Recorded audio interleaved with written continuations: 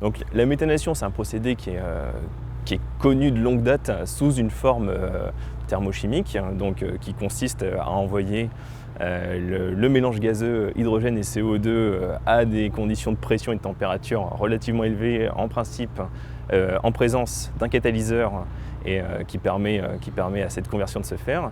Nous, on propose de creuser une voie un peu plus innovante, donc la méthanation biologique. Le principe est d'envoyer dans un réacteur biologique donc, une solution qui contient une population de micro-organismes, d'envoyer ce mélange gazeux et de laisser les micro-organismes faire le travail et convertir l'hydrogène et le CO2 en méthane.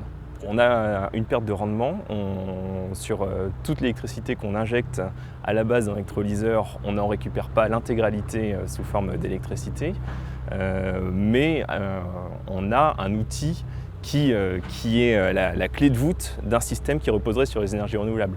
Donc, dans le système actuel, la conversion de l'électricité en méthane a un intérêt qui est limité, puisqu'on a une part d'énergie renouvelable qui est limitée au niveau national.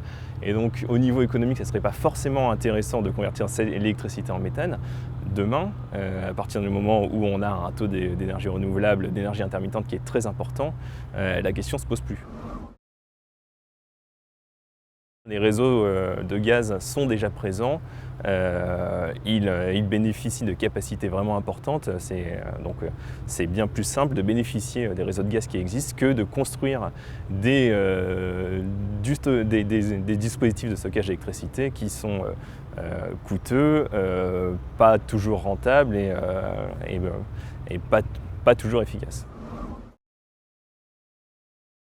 Aujourd'hui, le projet en est à ses débuts, donc on n'a pas encore de résultats en propre.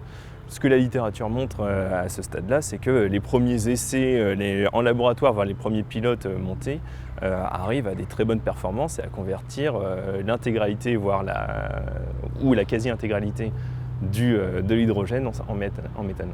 En Europe, dans les pays nordiques et en Allemagne, il y a des premiers essais, voire des unités de taille industrielle, qui sont en construction, voire en fonctionnement, et qui donnent des premiers résultats qui sont très encourageants.